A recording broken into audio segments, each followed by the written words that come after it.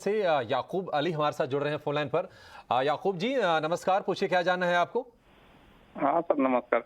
ये पूछ रहे थे सर, विप्रो शेयर मेरी मदर के पास है 100 जी और मेरे पास है 31 और ये 600 का खरीद है सर, 600 के आसपास।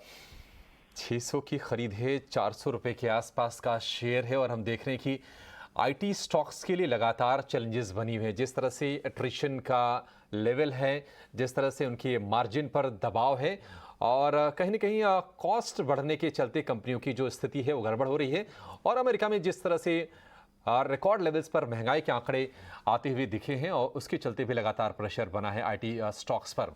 न सिर्फ दिग्गज कंपनियां बल्कि जो मिड कैप स्पेस की कंपनियां हैं वहां पर भी हम देख रहे हैं कि इस साल की अगर शुरुआत से अगर आप देखेंगे तो 35-40% तक शेयर टूट गए हैं। 600 की खरीद है, 400 रुपए के भाव पर शेयर है। मंदार चार्ट देखेंगे वो तो खराब ही लगेंगे इस वक्त आईटी कंपनीज के। विप्रो क्या संकेत दे रहा है आपको, और ये बताइए कि याकूब के भाव कब तक आएंगे, क्या कोई आइडिया आप दे सकते हैं? अभिषेक जी देखिए, फिलहाल आईटी स्टॉक्स में जो हमें पिछले 8-10 महीनों में गिरावट देखने को मिली, वो मुझे लगता है कि फिलहाल तो अरेस्ट हो चुकी है। यानी सारे के सारे स्टॉक्स अगर आप देखो तो पिछले 3-4 हफ्तों से एक सपोर्ट लेने के बाद, यानी जो लो बनाए अभी रिसेंट, वहां से ये स्टॉक्स बाउंस बैक कर चुके हैं। लेकिन बाउंस बैक जो है वो ज़्यादा नहीं है, ऊपर की तरफ बिकवाली है इनमें। लेकिन मुझे लगता है कि ये लेवल्स पे ये स्टॉक्स में बेस बनाने का फॉर्मेशन हमें दिखेगा और उसी तरीके का एक ट्रेड विप्रो में भी दिख रहा है। तो जो 400 से लेके 390 की जो लेवल्स हैं, ये अच्छे खासे सपोर्ट बनते हैं। यहाँ पे ये स्टॉक सपोर्ट तो ले रहा है, लेकिन ऊपर में 450 के आसपास इसमें एक बिकवाली का यानी रेजिस्टेंस भी बनता है। तो फिलहाल 390 से लेके 440 450 इस तरीके का रेंज बना हुआ है।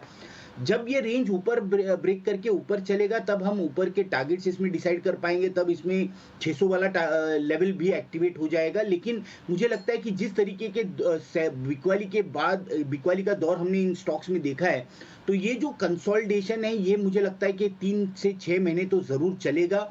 तो मुझे लगता है कि इन्होंने पोजीशन तो होल्ड करनी चाहिए, 380 का स्टॉप लॉस बना के रखना चाहिए। 450 ऊपर की तरफ ब्रेक जब भी कर लेता है तब फिर से एक बार हमें पूछे, फिर हम रिव्यू करके ऊपर के टारगेट्स भी डिसाइड कर पाएंगे। लेकिन इन्होंने इनकी जो पोजीशन है, आपका जो सवाल है कि कितने समय के लिए होल्ड करना चाहिए, मुझे लगता है कि इन्होंने 2 से 3 साल का व्यू बना लेना चाहिए कि इसमें पोजीशन होल्ड करनी पड़ेगी, तो अच्छा खासा मुनाफा हो सकता है।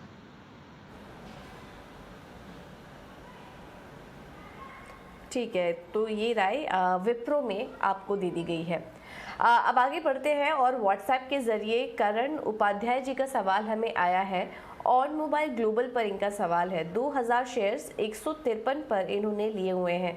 आस्था काफ़ी ऊपरी लेवल की इनकी खरीद लग रही है। स्टॉक में गिरावट काफ़ी ज़्यादा देखी गई है और उसी में इन्होंने शायद इस स्टॉक में एंट्री लेने की कोशिश कर ली और उसके बाद से लेवल्स दिखाई नहीं दे रहे हैं इस स्टॉक में। क्या करना चाहिए? ऑन मोबाइल ग्लोबल में कैसी लग रही है आपको ये कंपनी? देखिए, ऑन मोबाइल ग्लोबल की हम बात करें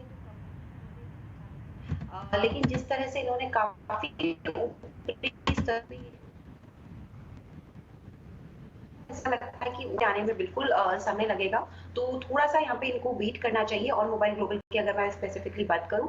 दूसरी तरफ यहाँ पे जो एक कंसर्न है कि जिस तरह की आईटी कंपनियों में हम एक हायर वैल्यूएशन देख रहे थे, अगर पर्टिकुलरली मैं इस कंपनी की बात करती हूँ तो यहाँ पे वैल्यूएशंस का कोई कंसर्न नहीं है, क्योंकि मेरे हिसाब से वैल्यूएशंस वाइज ये ठीक ठाक यहाँ पे ट्रेड कर रहा है।